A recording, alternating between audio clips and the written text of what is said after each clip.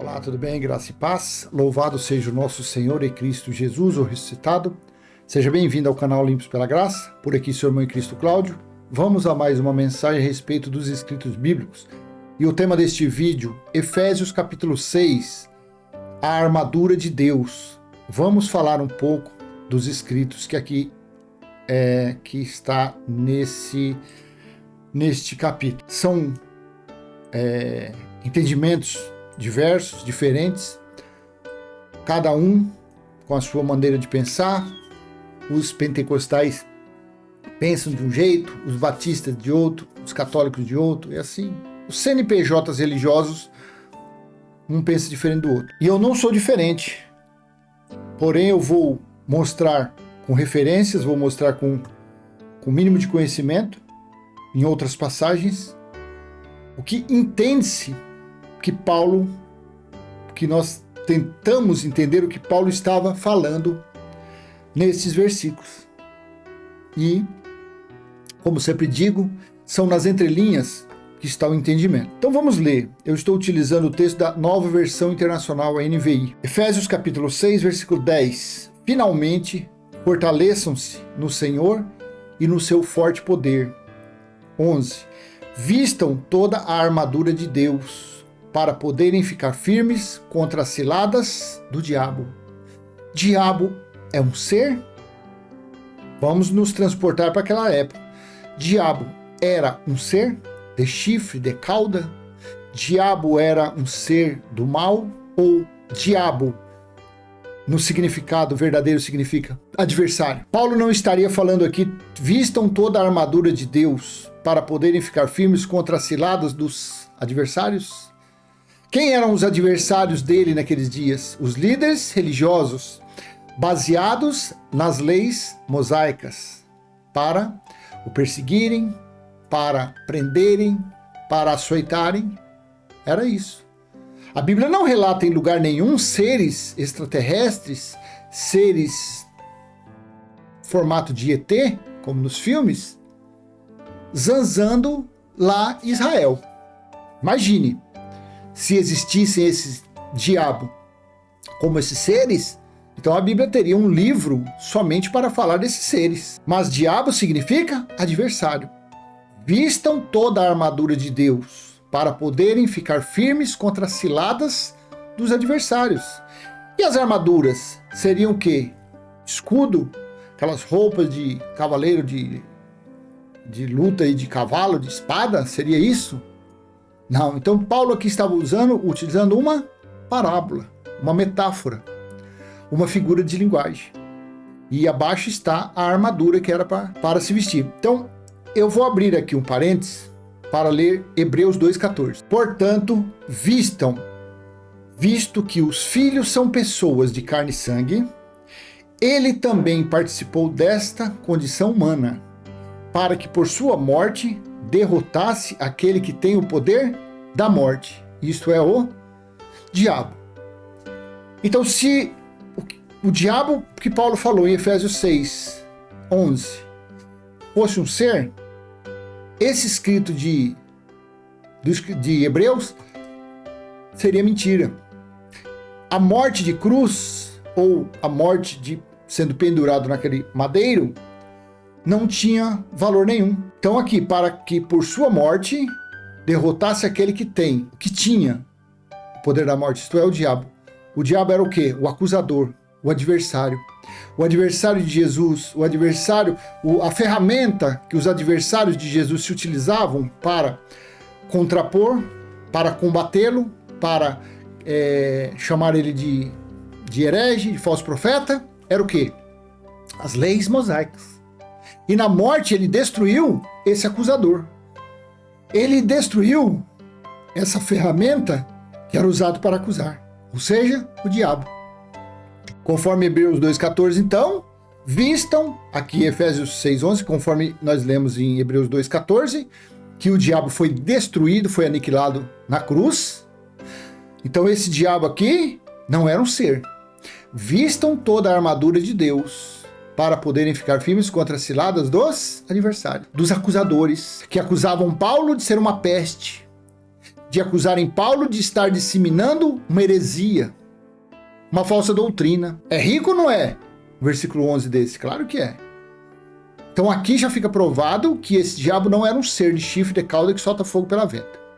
12. Pois a nossa luta não é contra os seres humanos, mas contra os poderes e autoridades, contra os dominadores deste mundo de trevas, contra as forças espirituais do mal nas regiões celestiais. Aí você fala, tá vendo? Mas aqui fala que em outro texto fala principados e potestades. Mas principado e potestade significa poderes e autoridades. A luta dele eram contra quem? Sumo sacerdote. A luta deles eram contra quem? Os donos, os diretores, os governantes do quê? Das sinagogas. A luta dele não era ele com espada guerreando como se fosse numa guerra entre egípcios e ucranianos. Não. A luta dele era contra o entendimento na mente daquelas pessoas. E a mente, o espírito daquelas pessoas eram daimons kakos, porque daimon significa espírito. Daimon kakos eram pessoas de espíritos maus, mas não espíritos demoníacos, não espíritos como de anjos caídos, não. A luta dele era contra o entendimento daqueles líderes religiosos que se utilizavam da Torá, que se utilizavam dos argumentos, que se utilizavam das setas escritas em 613 itens das leis mosaicas para acusar, para aprisionar, para açoitar, para pressionar, para escravizar. Então o acusador deles era o entendimento espiritual, era o entendimento da mente deles. E essas autoridades, poderes, é como se fosse hoje: presidente da república, governador do estado, prefeito, subprefeito, vereador, são assim, é a escala de hierarquia. Pois a nossa luta não é contra a carne, contra os seres humanos, mas contra os poderes e autoridades, contra os dominadores deste mundo de trevas. E o mundo de trevas sempre foi. Paulo não disse que Deus transportou para o reino do filho, da luz dos seus filhos, é assim mais ou menos que falou? Transportou das trevas para a luz? Onde estavam as trevas? As trevas não eram o jugo, as trevas não era quem estava debaixo da sentença, estava sob as leis mosaicas? As trevas não era isso? Paulo sempre falou isso, porque das trevas resplandeceu a luz, Cristo. Quem está em Cristo está na luz, quem está em Moisés está nas trevas. Eu pelo menos entendo isso aqui como o reino das trevas. Até Moisés disse lá em Hebreus, o escritor diz que Moisés falou que era tão tenebroso, aquelas trevas, aqueles trovões, que ele tinha pavor. Ele tinha medo de encostar no Monte Sinai, quando Deus falava ali. Mas Estevão falou que aquilo foi por intermédio de anjos, porque ninguém nunca viu a Deus. Pois a nossa luta não é contra os seres humanos, mas contra os poderes e as autoridades, contra os dominadores desse mundo de trevas. Nos dias de Paulo, quem dominava, quem comandava, eram os governadores, eram os imperadores, eram o sumo sacerdote, eram os líderes eclesiásticos. Assim como nos dias de hoje, quem domina, tratando das coisas de Deus, quem domina o povo é o quê? São os cardeais, são os líderes, os líderes religiosos. São eles que praticamente dão as cartas no mundo. E a luta, que nem quem fala de Cristo, a luta é exatamente contra eles. A nossa luta no YouTube aqui não é contra as pessoas que não frequentam religiões. A nossa luta aqui não é contra a pessoa pode até ser mal, a pessoa pode estar lá no... Vou dar um exemplo, não estou... como fala? Vou dar exemplo de 2 estados para não dar confusão. Os líderes lá do morro, lá do Heliópolis, os traficantes, os boca-quente, eles não estão nem aí para nós, porque eles nem sabem que a gente existe. Os traficantes, os líderes das facções lá do Morro do Alemão, usei São Paulo e Rio, eles não estão nem aí para nós. Mas quem vem contra nós são quem? Quem tem conhecimentos teológicos. É a mesma situação dos dias de Paulo. Então, a quem está nas trevas é que vem contra nós. com os seus estudos teológicos, sem base, sem conexão nenhuma com o lado espiritual, é eles que vêm contra nós. Então eu tenho como exemplo, a mesma situação de hoje é na situação de Paulo. Então nós aqui não estamos lutando, vamos dizer, um exemplo. Vamos dizer que o que manifesta nas feitiçarias, nas casas de umbanda, de quimbanda, de voodoo, eles não estão nem aí para nós. Vamos dizer que aqueles seres fossem seres do mal, mas não são. Aqueles são espíritos de engano enviados por Deus, porque eles estão na carne praticando feitiçaria. Eles não estão nem aí para nós. Então se fosse a guerra entre quem fala de Cristo e os seres do mal, vamos dizer, se existissem seres do mal, então seriam eles que estariam combatendo com o nosso anúncio aqui, com o nosso falar. Mas não. Quem vem contra são aqueles da mente de trevas. Consegue entender como que é um versículo desse, como que ele põe caraminholas na cabeça da pessoa? Na minha mente, está perfeito, é um entendimento perfeito. Que aqui a luta não é contra seres espirituais do mal, não. Isso aqui, mas nas regiões celestiais. Sim, Paulo usou uma figura para falar isso. Eu vou ler depois que nos dias antes do ano 70, existiam espíritos imundos como forma de maldição contra os israelitas. Esses seres existiam. Então, que nem eu vejo, tem irmãos da graça aí que falam, não, que isso daí era um daimon carcos. Não, eu não acredito. Eu acredito nos escritos, eu acredito no que está escrito. E o que está escrito prova que existiam espíritos imundos, aqueles espíritos imundos eram para atormentar, para perturbação dos israelitas, como uma forma de maldição. Eu vou ler para você. Então, Paulo estava naquele ambiente. O conversar deles, manifestou, aquela mulher adivinhadora. Era o espírito imundo que estava nela. Eu creio nisso. O gadareno. Paulo ficou sabendo do gadareno. Eram espíritos imundos que estavam naquelas pessoas. Saiu 7 espíritos de Maria Madalena. Eu não achei esse escrito. Fiz até um vídeo esses dias, tá para estourar por aí. Não achei, mas tudo bem. Mas consta lá que saiu 7 espíritos de Maria Madalena. Claro que eu acredito. Espíritos imundos enviados da parte de Deus. Da mesma forma que Saul era atormentado por espírito imundo da parte de Deus. Da mesma forma que o anjo destruidor que passou matando os primogênitos foi da parte de Deus. Da mesma forma que 1 Reis 22 fala do espírito que na reunião ali falou que ia colocar a mentira e colocou a mentira na boca de 400 profetas de Acabe. Claro que eu acredito. Tudo da parte de Deus. Porque Isaías capítulo 45, do versículo 5 em diante, fala que é ele que faz todas as coisas, só um Deus, só um Senhor, só um, que é o Espírito. Então esse versículo 12 está num ambiente que Paulo tinha esse conhecimento. Não havia vindo ainda o juízo do ano 70, que eu vou te mostrar quando foi dado fim aos espíritos imundos. Está na Bíblia. Então, conforme esse conhecimento, eu tenho entendimento suficiente para fazer esse vídeo, para passar para você tranquilidade a respeito disso daqui, respeitando a época, que Paulo, como havia aquelas manifestações dos espíritos imundos naqueles dias, como maldição em cima dos judeus, então estava na mente de Paulo isso aqui. Mas aqui se trata principalmente de seres carnais, de autoridades eclesiásticas, de autoridades religiosas, com base nos escritos nas leis mosaicas. 13. Por isso, vistam toda a armadura de Deus, para que possam resistir no dia mau e permanecer inabaláveis, depois de terem feito tudo. Quais eram os dias maus daquele povo? Daqueles que estavam anunciando o reino de Deus? Daqueles gentios que outrora, que antes da cruz, não tinham Deus no mundo e eram afastados da comunidade de Israel? Então eles estavam anunciando, porque Efésios capítulo 4, versículo do 8 em diante, quando subiu, levou o cativo o cativeiro e deu dons aos homens. Só que os dons tiveram prazo. Os dons foram, se você continuar lendo o capítulo 4 de Efésios, foi para preparar os irmãos para serem semelhantes ao corpo de Cristo.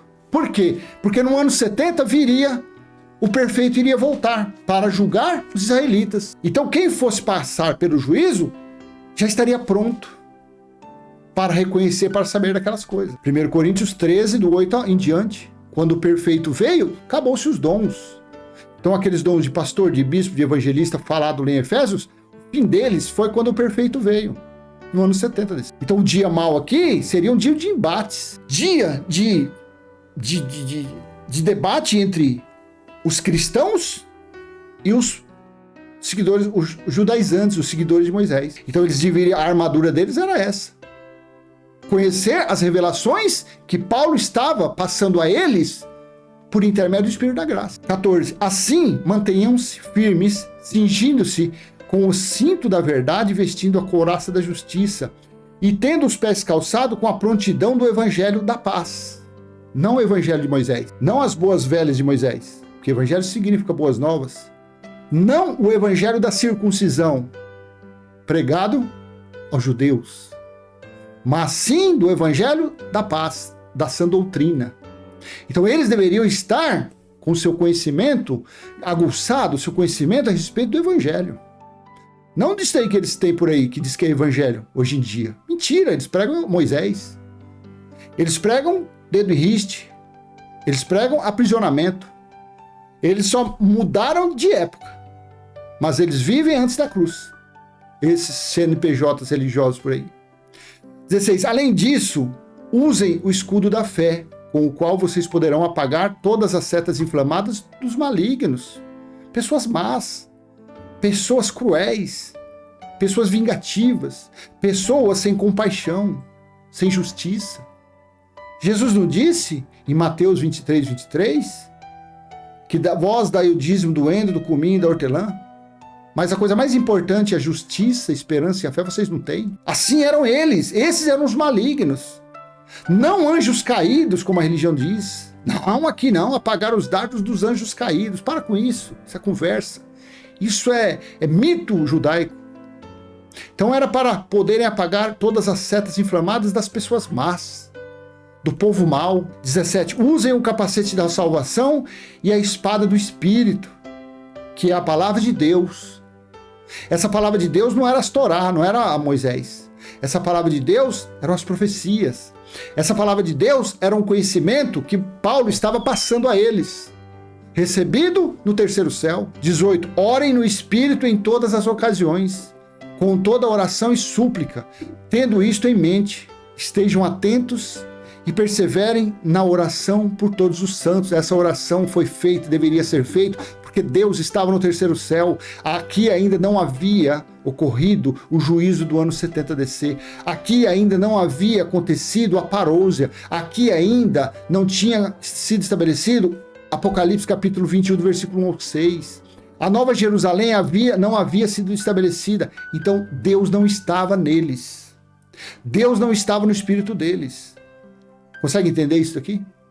O evangelho eterno não tinha sido anunciado ainda, como está em Apocalipse capítulo 14, versículos 6 e 7. A justiça eterna ainda não tinha sido estabelecida. Então eles deviam orar sim. Eles viviam de oração. Sendo que também não era assim, porque Jesus de Nazaré disse, e Yeshua disse em João capítulo 4, a mulher samaritana, que naqueles dias já não era mais para buscar Deus em templo, nem em monte, porque Deus é espírito, e Deus se agradava dos que o adoravam em espírito e verdade. Há esse contraste. 19. Orem também por mim, para que quando eu falar, seja-me dada a mensagem a fim de que, destemidamente, torne conhecido o mistério do evangelho. Paulo falou isso. Eu já falo para você, não ora por mim não. Não abra sua boca. A meu favor, não. Agradeça ao Criador que está aí no seu espírito. Agradeça, louve a Ele em espírito e verdade. Não é ficar gritando feito louco, não. Oh, meu Deus, manda seus anjos lá no irmão Cláudio para... Ei, que não vem com negócio de anjo do meu lado, não.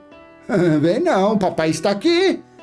Papai está na mente, eu vou querer sua oração para quê? Engrandeça, louve, adore o seu Criador. Lavando uma louça, jogando uma bola, tomando banho no mar, passeando, roda gigante, montanha-russa, porque ele é espírito. Assim que é.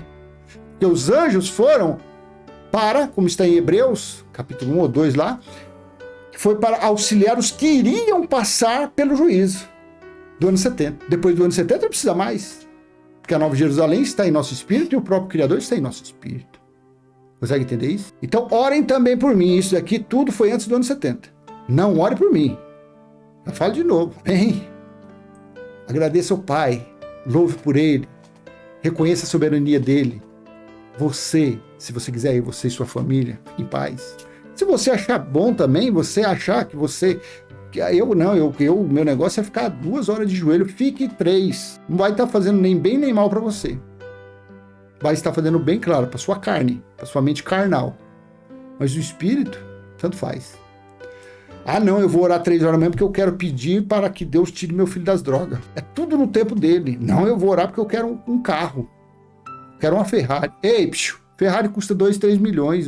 Só o IPVA dela custa mais de 1 milhão. Ah, peça um Fusquinha. Ei, Fusquinhazinho. Pra você ir ali na feira, no mercadinho. Tá bom demais. Amém? Peça condições de você pagar pelo menos um Uber. Meu Senhor, se eu tiver um dinheirinho para pagar o Uber para mim passear no domingo no parque com meus filhos, para mim já tá bom demais. Pronto, acabou. Se o seu reino é esse, o Pai sabe todas as coisas. 20. Pelo qual sou embaixador preso em correntes. Orem para que, permanecendo nele, eu fale com coragem como me cumpre fazer. Então, esses versículos aqui, ó, do 10 ao 20, no meu humilde entendimento, isso daqui ele estava falando para o quê? Para os líderes, para os principados e as potestades, para os poderes e as autoridades daqueles dias. E o ambiente dele aqui era aquele dia. Aí, ó, quer ver? Veja o que está em Deuteronômio 28, 28. Por isso que eu acredito, antes do ano, até o ano 70, havia isso daqui. Deixa eu colocar na Nova Almeida atualizada, que fica melhor entendimento daqui, ó. Ó, veja. Você sabe, né? Deixa eu colocar aqui de novo, porque às vezes você esqueceu aqui, ó. Castigo, ó. Deuteronômio 28 é um livro de bênçãos e maldições. Do versículo 1 ao 14, bênçãos, porém do 15 em diante, aí o chicote estrala. Aí é maldições. Para quem? Para os israelitas, porque eles que receberam as leis, eles que deveriam cumprir. Porém, Deuteronômio 28, 15, porém, se não derem ouvidos à voz do Senhor, o seu Deus, deixando de cumprir todos os seus mandamentos e os seus estatutos que hoje lhes ordeno, então virão sobre vocês. Vocês quem? Os israelitas. Essas maldições eram para eles, mas a religião fez vir por todo mundo que frequenta a religião. E os alcançarão todas essas maldições. Essas maldições que está daqui para baixo, do versículo 16 em diante, era para eles. Porque se eles não dessem ouvido à voz do Senhor, não cumprissem os preceitos e as ordenanças. Deixa eu voltar lá no 28. Aí chega no versículo 28, ele fala assim, ó, o Senhor os ferirá com loucura. Lembra do gadareno? Lembra dele que ficava se batendo lá? Era o espírito de loucura. É ou não é? O Senhor os ferirá com loucura, com cegueira. Lembra do cego lá que Jesus curou, que fez lá a laminha? Com cegueira, maldição. Ei, maldição. E com perturbação de espírito. Pessoa xaropona. Espírito perturbando a cabeça da pessoa. Esses espíritos vinham da parte de quem? Era anjos? Não. Era forma de maldição. Então, o ambiente que Paulo estava falando ali em Efésios 6, na mente dele, ele tinha esse conhecimento. Porque ele estava antes do ano 70, ele estava antes do juízo do ano 70. Então essas maldições estavam em vigor. Claro que estava. Estava, sim. Ele tinha conhecimento, ele teve conhecimento do gadareno, ele teve conhecimento de Maria Madalena, ele teve conhecimento das manifestações, ele teve conhecimento da cura do cego, do deficiente visual, ele teve conhecimento. Ele teve conhecimento do tanque Siloé. O camarada ficou 30 e poucos anos lá esperando o anjo passar. Mito judaico. É igual a religião. Coloca lá um poço falso e só que eles são malandros. Eles falam assim, ó, joga tudo que é envelope aqui dele. Quanto mais envelope gordo você colocar, mais você vai ser abençoado. Os caras são uns capeta mesmo, ladrão. Então, o Senhor os ferirá com loucura, com cegueira e com perturbação de espírito. Então, quando eu vejo por aí, não, que espírito é daimon, não sei o quê. Não, até o ano 70 tinha sim. Só que teve fim. Teve fim, conforme o escrito. Esse aqui, ó, de Zacarias 13, 2, entende-se que tinha espírito imundo, sim. Veja, cadê aqui? Sumiu? Aqui. Zacarias 13, 2. Naquele dia, você já aprendeu, né? O que significou aquele dia, daqueles dias, depois daqueles dias. Foi o ano 70, foi o juízo, foi quando houve a queda do templo no ano 70, lá em Jerusalém, você sabe disso, né? Então, naquele dia, diz o Senhor dos Exércitos, eliminarei da terra os nomes dos ídolos, e não haverá mais memória deles. Também removerei da terra os profetas, esses balabachura é tudo mentiroso que tem por aí. E quem aqui? Aqui. Ei, e quem aqui? E o espírito imundo. Até o ano 70 tinha espírito imundo ou não tinha espírito imundo? Tinha. Era para os espíritos imundos terem passado do ano 70? Não. Era para eles terem ficado lá. Então essas manifestações que há por aí, esses espíritos são espíritos imundos ou é a operação de erro, do erro? Essas manifestações que há na feitiçaria, é espírito imundo? Mas aqui estava falando que foi dado fim. Então o que está por aí é espírito do engano, é o espírito do erro. Estou passando o entendimento conforme está escrito na Bíblia. Não estou lendo teoria, estudos de teólogos, de doutores, não. Naquele dia, diz o Senhor dos Exércitos, falou pela boca do profeta Zacarias, eliminarei da terra o nome dos ídolos e não haverá mais memória deles. Também removerei da terra os profetas e os espíritos imundos. E o espírito imundo. Então, os 7 demônios que saiu de Maria Madalena, espírito imundo.